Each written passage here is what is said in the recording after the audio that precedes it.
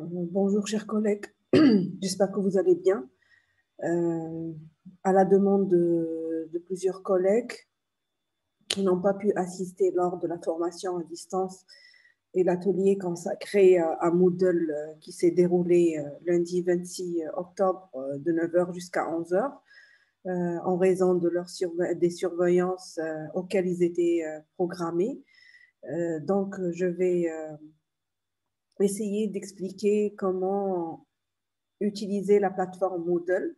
Je voudrais juste vous signaler que le plus important, c'est de connaître des astuces, de connaître l'essentiel de la plateforme parce qu'il y a énormément d'informations.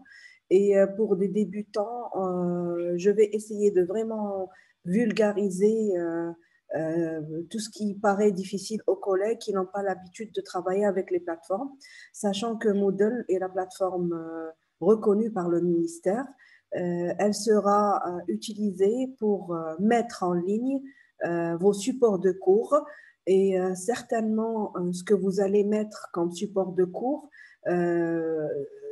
devra être accompagné d'un enseignement synchrone, que ce soit par Zoom pour ceux qui préfèrent utiliser Zoom ou via Google Meet pour ceux qui préfèrent travailler avec Google Meet. Donc, le concept ou l'idée de la plateforme Moodle, c'est de mettre les supports et rester en contact avec les étudiants de façon asynchrone, c'est-à-dire je peux poster mon cours et les étudiants peuvent interagir à n'importe quel moment, mais par écrit. C'est pas comme l'enseignement synchrone, comme Meet ou Zoom, il y a une sorte d'interaction. L'interaction, elle n'est pas simultanée, c'est-à-dire elle n'est pas au même moment du dépôt du cours ou du dépôt du support. Voilà, je commence à partager mon écran. Une seconde. On vous a envoyé à partir du mail de la cellule du e-learning au niveau de l'Institut un mail dans lequel on vous a donné le lien du Moodle de l'Université d'Alger 2. Le voilà. Donc, une fois que je clique, d'accord, donc vous allez ouvrir ce mail date du 25 octobre pour ceux qui ne l'ont pas encore vu. Donc, je clique et quand je clique, voilà la plateforme e-learning Université Alger 2 qui s'affiche. Juste à côté, je peux choisir la langue de travail, c'est-à-dire ma langue de travail, que ce soit l'anglais, le français ou l'arabe. Malheureusement, il n'y a pas l'allemand, donc il n'y a pas la version allemande ni la version euh, espagnole de la plateforme. Comment faire? Donc, c'est quand cette page s'affiche, on a toutes les catégories. Ici, catégories, ce sont les facultés de l'Université d'Alger 2. D'accord? Donc, on peut se connecter, on peut rentrer, on peut voir, mais on peut arriver jusqu'au cours, mais on n'a pas accès au cours. Parce que pour avoir accès au cours, il faut d'abord être inscrit, être connecté. Donc, vous voyez ici du côté droit de l'écran, j'ai en anglais login, d'accord? Et comme la plupart de nos collègues maîtrisent ces trois langues, donc je vais garder l'anglais. Login, quand je clique login, donc il y a une bonne nouvelle, c'est que l'autre jour, quand on vous a demandé de vous inscrire sur le lien d'enregistrement pour pouvoir avoir l'identifiant et le mot de passe, j'ai contacté Nassima Brezouane, la responsable du e-learning au niveau d'Alger 2, la technicienne, donc l'ingénieur d'État plutôt. Elle m'a dit ils ont réfléchi à mettre, à connecter la plateforme e-learning Alger 2 avec Google. Donc, il suffit juste de cliquer sur cette icône-là et vous allez recevoir un mail. Pardon, je vais vous montrer. Vous allez recevoir un mail, le voilà. Donc, un mail de confirmation que vous devez cliquer sur ce lien pour que votre plateforme e-learning vous serez automatiquement redirigés vers la plateforme et connectés à travers votre mail professionnel. Donc, ils ont rattaché votre mail professionnel directement à Moodle. Donc, il ne suffit pas, et vous n'avez pas besoin d'écrire dans ces deux parties. Vous allez directement ici, d'accord, dans Google, vous allez cliquer sur Google et vous allez avoir ce message, recevoir ce message, puis vous allez cliquer sur ce lien et vous serez connecté. D'accord? Donc, quand vous serez connecté directement, vous aurez, maintenant vous êtes connecté, donc regardez ici en haut de la page du côté droit, il y a mon nom avec ma photo de profil, d'accord? Et le tableau de bord de l'université, plutôt de la plateforme s'affiche. Regardez, elle ne ressemble pas à la plateforme de Classroom. Vous allez peut-être vous dire qu'elle est un peu compliquée, l'architecture est un peu compliquée, mais ne faites pas attention à l'architecture. Cette plateforme sera surtout utilisée pour les raisons suivantes. Mettre les supports, rester en contact avec les étudiants dans le cadre des forums ou pour pouvoir leur envoyer les devoirs et les tests. D'accord? Donc, comment je fais? Une fois que je clique, d'accord, et j'ai accès à mon tableau de bord, je vais lui dire, je vais cliquer sur modifier cette page.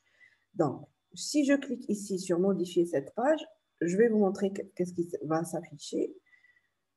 Donc, je suis dans le mode édition. D'accord? Donc, dans le mode édition là, je ne touche rien. OK? Moi, ce qui m'importe, ce sont mes cours. Donc, comment je vais faire pour aller à mes cours? Je vous ai montré tout à l'heure, quand j'ouvre à l'accueil du site, regardez, je suis connectée, je suis sur la page d'accueil, d'accord, du site. Donc, je descends, je vais à Institut de traduction, j'ai licence, master, doctorat. J'ai mon master, d'accord? Première année master, ok? On a master 1, on a toutes les promos ici qui sont signalées, d'accord? Je clique, je choisis le module que j'enseigne, d'accord? Mais il y a un point très important sur lequel je veux rebondir, c'est que l'administration, surtout les ingénieurs de l'université, ils nous avaient envoyé un mail en mois d'avril, au début de la pandémie.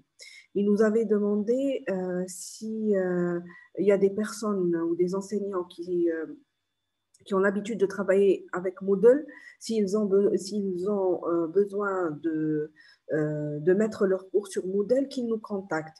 Bien sûr, aussi, je voudrais signaler que la directrice, et je tiens à la remercier, elle a vraiment réfléchi à l'intérêt général des collègues et elle a préféré qu'on travaille avec Google Classroom parce qu'il était facile à gérer, facile à comprendre et je parle par rapport à Moodle, hein, et les informations sont classées de sorte à ce qu'elles sont facilement assimilables. Et du coup, moi, j'avais envoyé donc un mail à Nassima Berrezouane en lui demandant de m'intégrer dans le Moodle et d'affecter les cours, de m'affecter les cours. Donc, c'est ce qu'il y a eu. Donc, elle m'a affecté les cours. C'est pour ça que je peux accéder à mon cours. Donc, je vais vous montrer. Donc, là, ici, regardez, donc quand j'ouvre Kinotroll, j'ai mes cours. Donc quand je rentre dans mon cours, j'ai la possibilité de modifier, d'accord? Et j'ai ici l'icône paramètres qui était le mode édition. Donc pour le paramètre, donc on a le mode édition, paramètres et modifier. Retenez ces trois mots. Pour le moment, toutes les fonctionnalités qui existent sur Moodle, puisqu'on on n'est pas en phase c'est-à-dire on est en niveau, on a tous un niveau débutant, y compris moi. Donc, on va se contenter des termes clés, paramètres, édition et modifier, d'accord, quand on a accès à Moodle. Donc, pour les paramètres, quand je clique, donc ici, regardez, il y a l'intitulé du cours, le nom abrégé du cours, catégorie du cours, d'accord, visibilité du cours. Donc, si je décide qu'il soit affiché ou non, bien sûr, un cours est fait pour être affiché. Donc, date de début du cours et date de fin de cours. Donc là, il y a la date.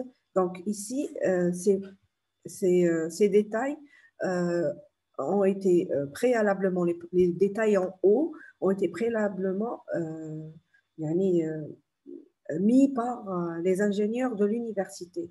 Mais tout ce qui est description du module, les fichiers que j'ai joints au module, donc c'est moi-même qui les fait. Donc format de cours, apparence, fichier dépôt, ne tenez pas compte de toutes ces informations, d'accord? Ce qui importe pour vous, c'est description du module. Vous mettez la description de votre module, d'accord? Et vous, si vous voulez joindre un fichier, donc vous avez la main pour pouvoir le faire. Bien sûr, cette vidéo n'est qu'une première vidéo et d'autres vont suivre parce que l'enseignement à distance, comme c'est une nouvelle pratique pour nous, enseignants universitaires en Algérie, donc certainement, on aura besoin d'autres vidéos, d'autres formations, des forums questions-réponses pour pouvoir répondre à toutes vos questions. Là, quand donc j'ai eu la main pour modifier, donc regardez, ici, j'ai réparti, en principe, quand les enseignants vont ouvrir, vont trouver le nom section. Mais on peut changer, ici, regardez, donc au lieu de laisser comme section, j'ai changé moi, j'ai réparti en semaines. Vous pouvez, chaque enseignant a la possibilité de répartir, que ce soit en semaine, en thématique, en chapitre. Quand, il le répartit comme il a l'habitude de le répartir et que ça soit clair ici sur la plateforme. D'accord? Pour chaque cours, donc, je mettais pour chaque cours un résumé et j'ajoutais soit une activité ou une ressource. Sincèrement, je n'ai ajouté aucune activité parce que les étudiants n'avaient pas accès à cette plateforme. J'ai travaillé avec eux sur Google Classroom, mais j'ai ajouté les ressources que j'avais préalablement mis dans Google Classroom. Voilà, pour le moment, je m'arrête là. J'aimerais bien que les collègues puissent s'exercer et s'ils ont des soucis, ils n'ont qu'à me contacter ou contacter l'équipe du e-learning pour pouvoir répondre à vos questions. Aussi, si vous n'aurez pas accès, si par exemple vous allez cliquer sur l'intitulé de votre module et vous ne pouvez pas intégrer ou activer le mode édition, signalez-le moi parce que j'avais informé Nassima Berezouane de vous affecter les cours pour pouvoir travailler ou vous entraîner dès maintenant. Donc, si elle ne l'a pas encore fait, je vais la relancer pour qu'elle le fasse.